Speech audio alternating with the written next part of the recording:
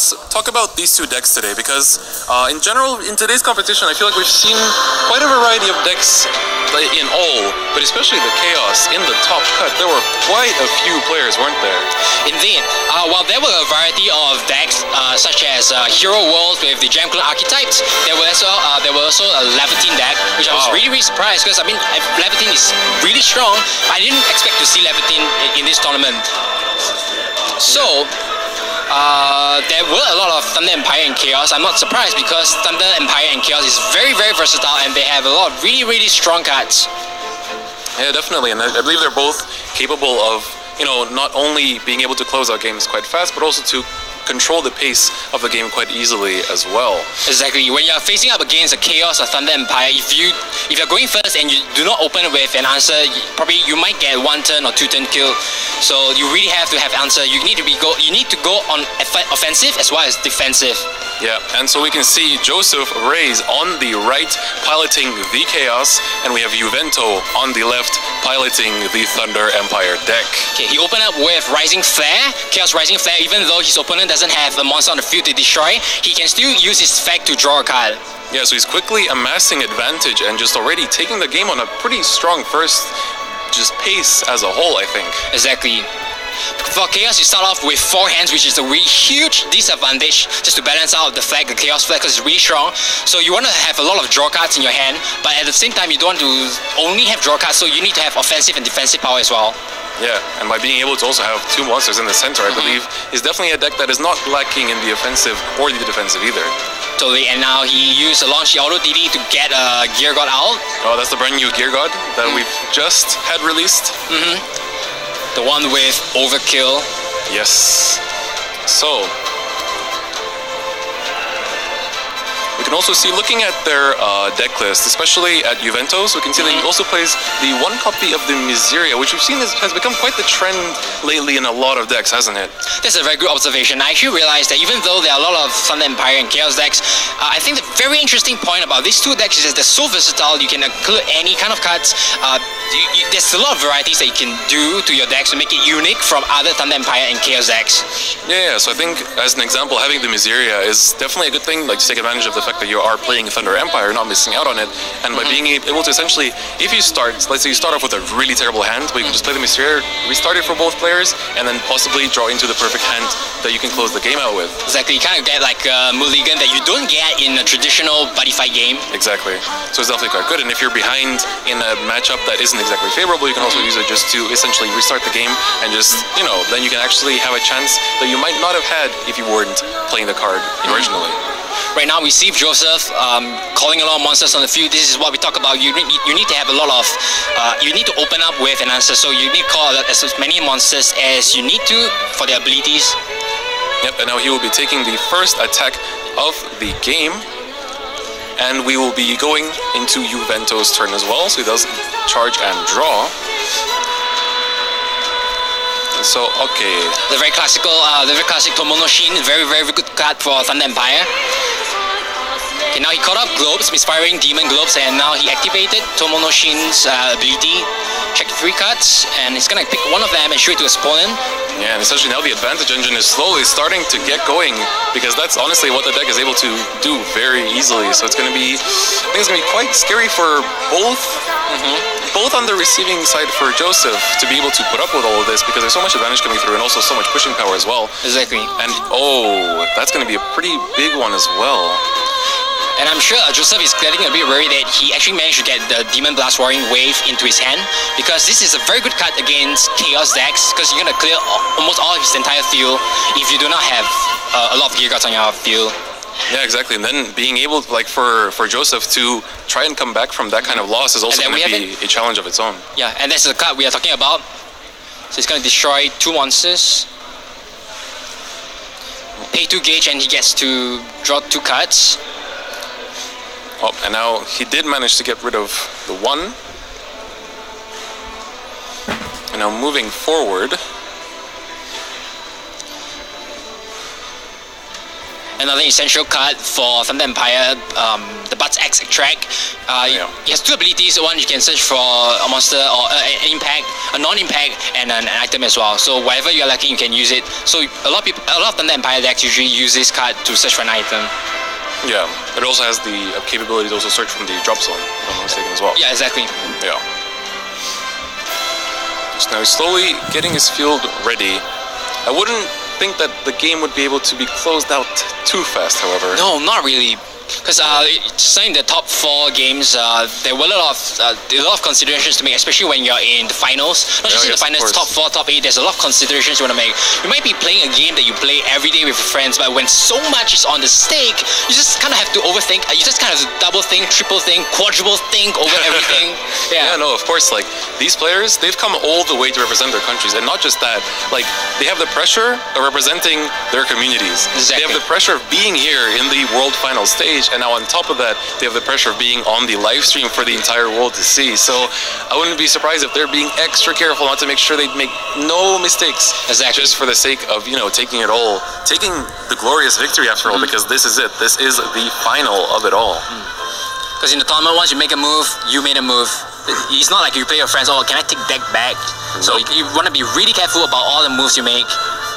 Yeah, because otherwise, like in all of these more advanced tournaments, for those of you that are more casual players, it's a lot more strict in terms of rulings. So it's the same for any Bouchard game, but especially for a game like buddyfight where every decision really, really does matter.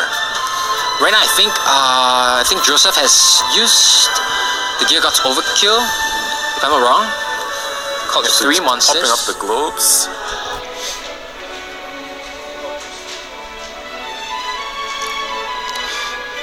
Just to give a shout out to Edward, Chaos the Edward is a really good card against Thunder Empire, especially against Buds, because Buds cannot be destroyed while it's the opponent's turn, but Edward has the ability to return Buds instead of destroying it. Yeah, so it doesn't count as being destroyed, but as it is being returned, you can still get rid of it regardless. So that way you can kind of overwork the actual text on the card and still be able to survive it. So I think that's definitely a very good way to go about it, and it's really nice that Joseph was able to find an answer to what his opponent is throwing at him as well. So yeah, poor Orser Klein's being corrupted. Yeah. That seems to be a tendency with a lot of the Chaos cards. A lot of people are sad that Orser Klein's got Chaosified. Yeah, poor guy. He didn't deserve it. Well, Chaos has no mercy. No. And for those of you that are waiting also for the Vanguard finals, just a quick update for the top 4.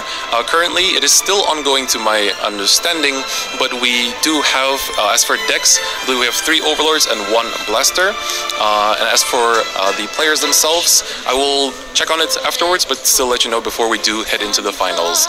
No worries, we're going to be having a live stream for Vanguard later, right? Yeah, of course. Definitely. So right now, I think ideally you kind of want to activate Gear God's Overkill when your opponent has attacked 6 times or more. So that's why you can end the turn, but I think he was forced to use Overkill to call 3 monsters. Yeah, just to survive this turn essentially as well. He's already amassed quite a healthy hand as well. Looking at that, it's definitely seems to be in the lead for a reasonable amount as well. I definitely say I would definitely would say this is a very good draw for Joseph right now. It's not common to see so many hand cards in your hand as a Chaos user. Really good draws. Yeah, it's definitely quite interesting. And then on top of that, it's also very nice to see that we have this kind of also interesting matchup, because these are essentially the 2 main decks of the season as well, the Thunder Empire and the Chaos. So it's interesting to see this sort of anime-like grand final. The good versus evil. Yeah. Exactly. So I think it's definitely something that the viewers at home can also be quite happy about. So yeah, as mentioned before, we did have some interesting other decks competing today, but even then, I think this is still a very exciting final to have as well. So Cyrus, another essential card for Chaos. It's very, very good. With no call cost, you get to draw a card. You get to charge 1 engage and draw a card. Both of what you really need as Chaos. Yeah. So slowly but surely, amassing advantage. I think both decks are actually quite prominent in the way that they can just make use of their own advantage engines and not have to fall behind too far, as long as they can, draw into the right pieces that give them that sort of advantage. So whether it's Thunder Empire or the Chaos, I think they both are evenly matched in that department. So it's definitely not something that they would be struggling with too much. I would definitely say that Chaos and Thunder Empire is evenly matched. There's no real advantage of one over the other. So, but right now, it's not looking too good for Juvento. For Juvento, yeah. You never know, but right now, he only has an item on his field and it's looking really bad. Yeah. We can't quite see his total life count, unfortunately. But regardless, it's still not looking too good for him at the very moment. Okay, right now we have the results for Vanguard top 4. Maybe Chris, you would like to let everyone know the top 4 results for Vanguard? Okay, so in the top 4 for Vanguard, we have Nuno Raimundo, who is from Europe. He qualified in France, but he is representing Portugal. And then we have Joshua Lee, who did qualify in North America, but is representing Canada. And both of them are playing Overlord. And then the other Overlord player is Hank Huang, who we mentioned before in the stream, and we also saw him on the stream before. He's also playing Overlord, and he's representing North America. And finally, we have Herrera Moya Jesus Daniel, who is representing Mexico, and instead of Overlord, playing Blasters. That's going to be quite interesting to see how that top 4 continues. But we'll have more Vanguard coverage later on once we're done with the buddy-fight part as well. Right now, Joseph is attacking, and Juvento uses a loud voice in order to minus the offense, the power, and the crit.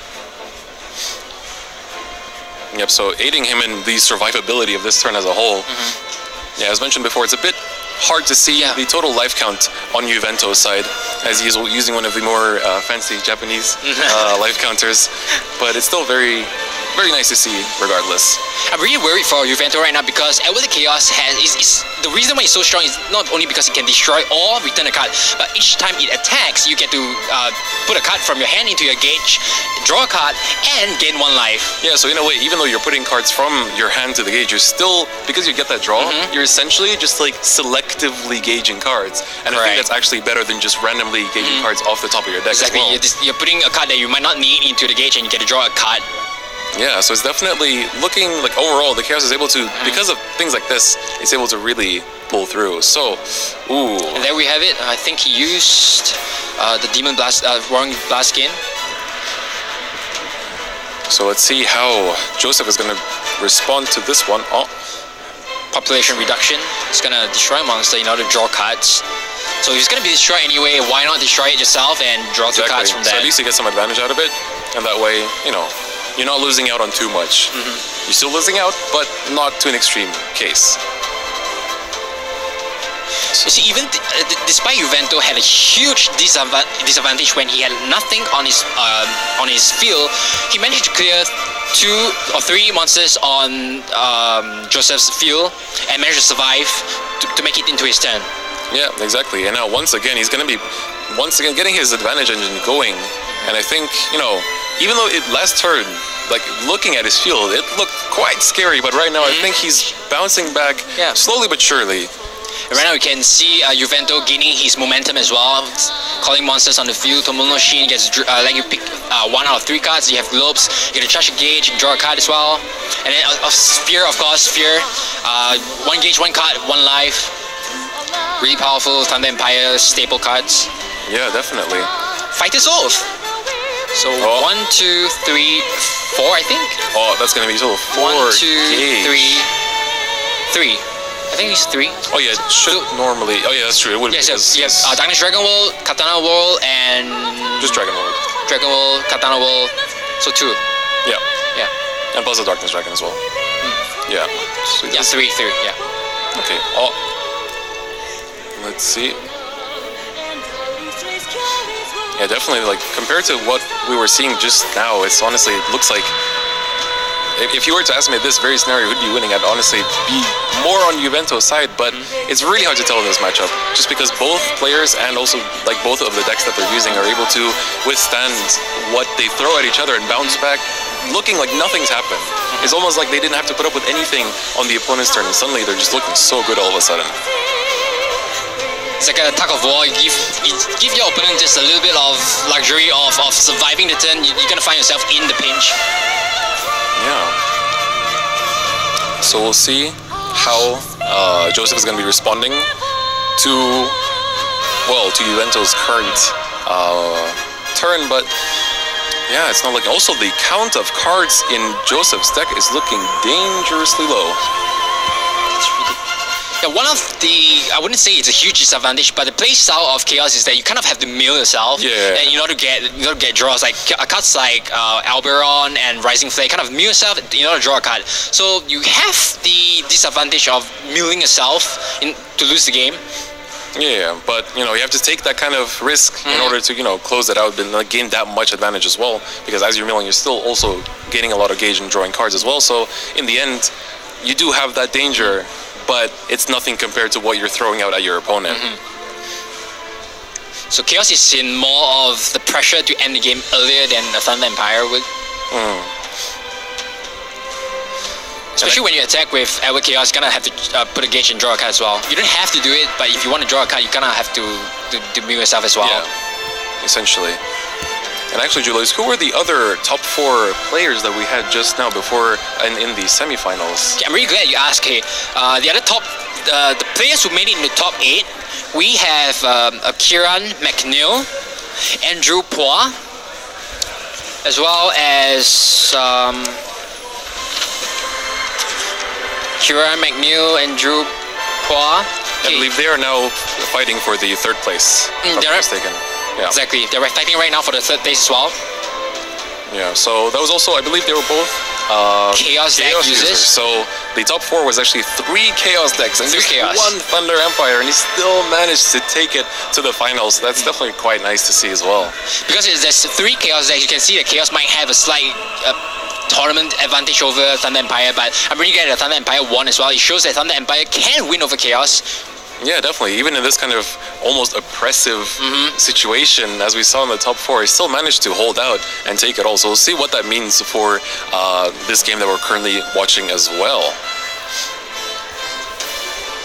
I just want to mention that I was sitting beside the top 4 players earlier, watching them play, making judged, and then you can feel the atmosphere around the players. It's so tense that you want to make every move like with a lot of consideration. Exactly.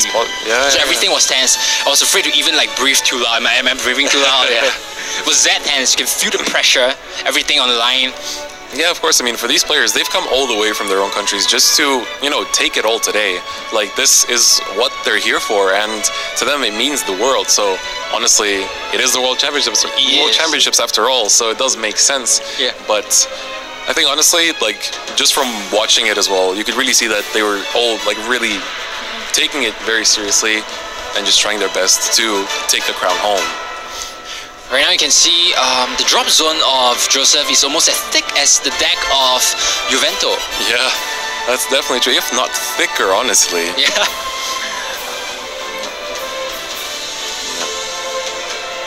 But we'll see if...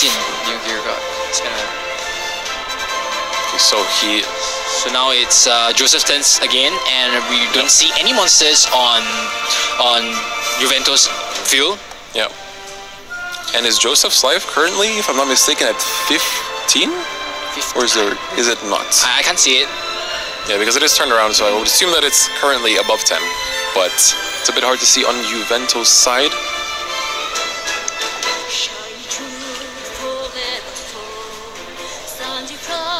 Let's see. Joseph's being, sorry. Oh no, go ahead. Joseph's being pressured into ending the game as soon as possible because, as you can see, his deck's really gonna be running out. Yeah. And there's only so much draws he can make to win the game. Yeah, it's true. So even though he's got more than enough life, that doesn't mean that he's not gonna lose by other means. If you have like 15 life, you lose the moment you deck yourself out. Yeah. Oh, he's counting his deck, so I think he's got about like 6 or 7. Yeah. Yeah. Looks like 6 or 7. But still, that's only a couple more turns maximum, if even. and that's only if he chooses not to draw or charge any gauge, which is pretty much impossible. Yeah, exactly, especially for a deck like this. And you can see there's a black sandcastle on Juventus side, so that's gonna help him nullify one attack. Yeah, at least one of them. So that's definitely important. Yeah, I've seen a lot of players tend to just put down their sandcastles like almost every turn. Sometimes it's just... Wow. Okay, so he just used launch auto DD to get another card from his deck. So you can see, I think he has like 4 cards left. It looks like it, honestly. It might be 4 or 5. He might just stack himself out in the next turn or so. Is that 3 even? 3, I think. Wow, that's actually... It's really dangerous. That is that's borderline crazy. That's actually... I think he might have to try and end the game this turn. If not, I think he has to. Otherwise, I don't think he'll have a chance to survive next turn. Because also, if we look at Juventus' hand, it's not that big either. I think it's only like 3 cards in hand.